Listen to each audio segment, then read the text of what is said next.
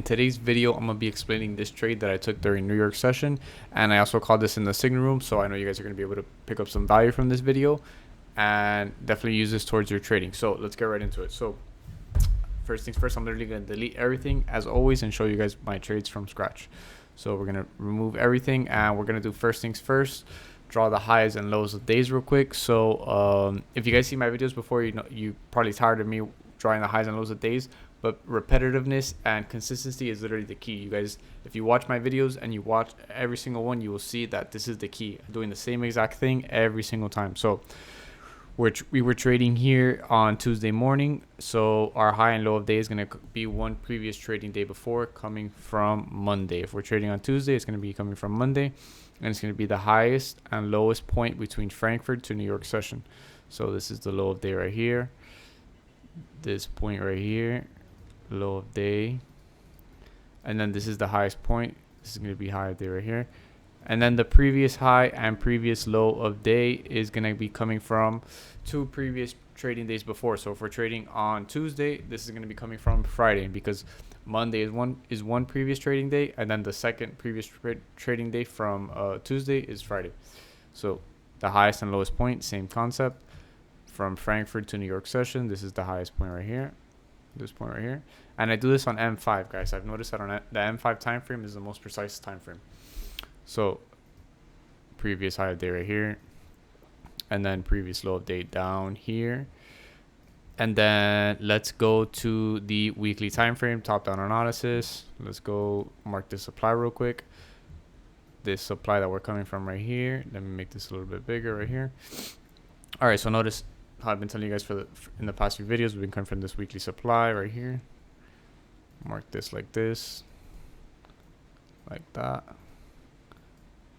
And then notice how this movement to the downside left this supply right here. Once we interacted with it, you can see for the past 1, 2, 3, 4, 5, 6 weeks we've been having a bearish movement. So let's break that down in depth. Let's go to the daily time frame.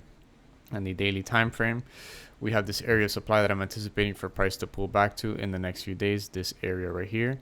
Notice how we have this weekly supply, and then we have this left head and then right shoulder right here. This would be the supply area that we're anticipating for price to pull back to continue the sell movement. And then notice how on the H1, let me break this down for you guys. I'm about to drop some sauce for you guys, so notice this. I know this is the candles are very small, but pay attention to the detail in this. So notice this, guys. Notice this movement right here. Literally, this movement right here gave this push into this weekly supply, and then notice we had a pullback literally into this previous candle, which is how I teach you guys how to draw the supply and demand zones, the previous contrary candle before the big movement. And then we mark this like this as our demand zone, like this. And as always, we want to be as most precise, so we're gonna zoom in real quick,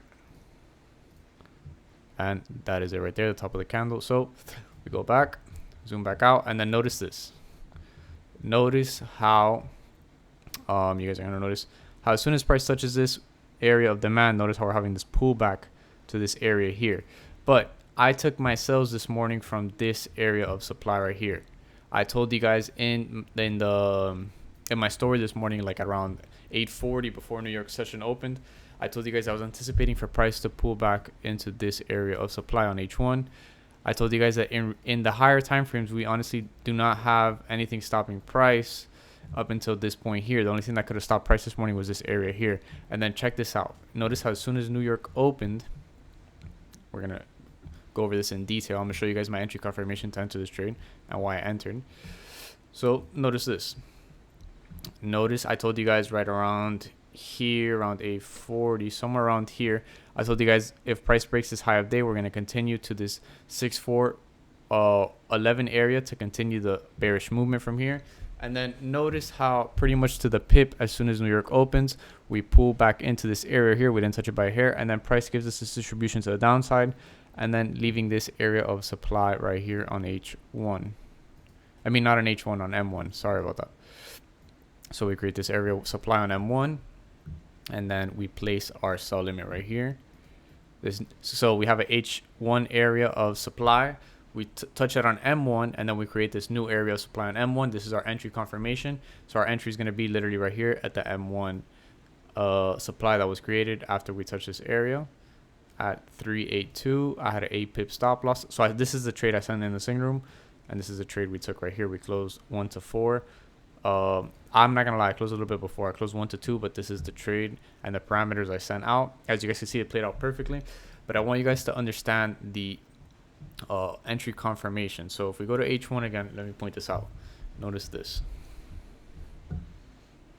Notice the why this supply, why this H1, because we have, this is supply right here that created this push to the downside right here. So this is a valid supply right here. It hasn't been touched. It's an area of interest that we could get possible sells from. And then as soon as New York opens, it gives us a confirmation that we are getting sells from this area. It's a valid trade. You can see that as soon as New York opened, pretty much as soon as New York opened, we touched it, and then we got this bearish movement to the downside, leaving the supply, and that is where we enter.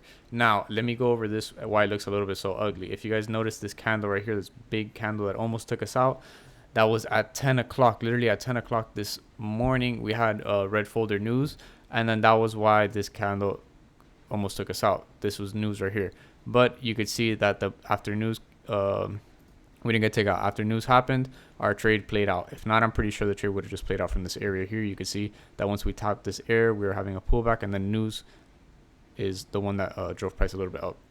But that was the trade, guys. H1 supply, M1 confirmation. Super simple. Let me see how long this video is right now. All right, so now that I'm gonna just delete this, and I'm gonna leave my chart for what I'm expecting for London tonight. So let's delete this,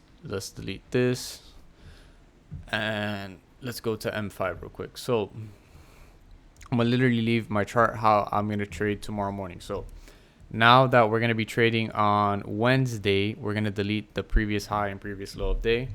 So we're gonna delete this, we're gonna delete this, and then the low of day becomes the previous low of day, like that. And then the same thing, the high of day becomes the previous high of day. And then we're going to draw the high and low of day coming from Tuesday if we're trading on Wednesday. Same concepts. It's going to be the highest and lowest point between Frankfurt and New York session.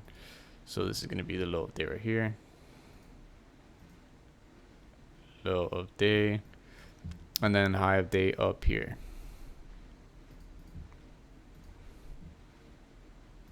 High of day up here. And then let's just go to H1 and see what we're working with, see what we can anticipate for price to do. So I'm not gonna lie, it's very likely we could see price, we might see price honestly pull back into this area right here.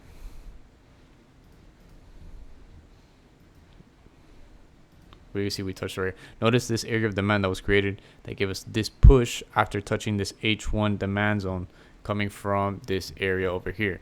So notice this area of H1 demand that created this push into the supply. Notice as soon as we touched it here, we got this interaction right here, breaking these highs coming to the left. And then now we had a pullback right into this area of demand zone that was created after touching this area of demand. So if we go to the lower time frames and analyze this, honestly, if price were to not break this low right here, we could probably see price continue to make its way to the upside during, what's it called, during tonight, during New York, I mean not during New York, during Frankfurt and London session. But if price were to break this area of demand, then honestly, once we break past this area of demand, we have nothing stopping price. We would have to see what we're working with.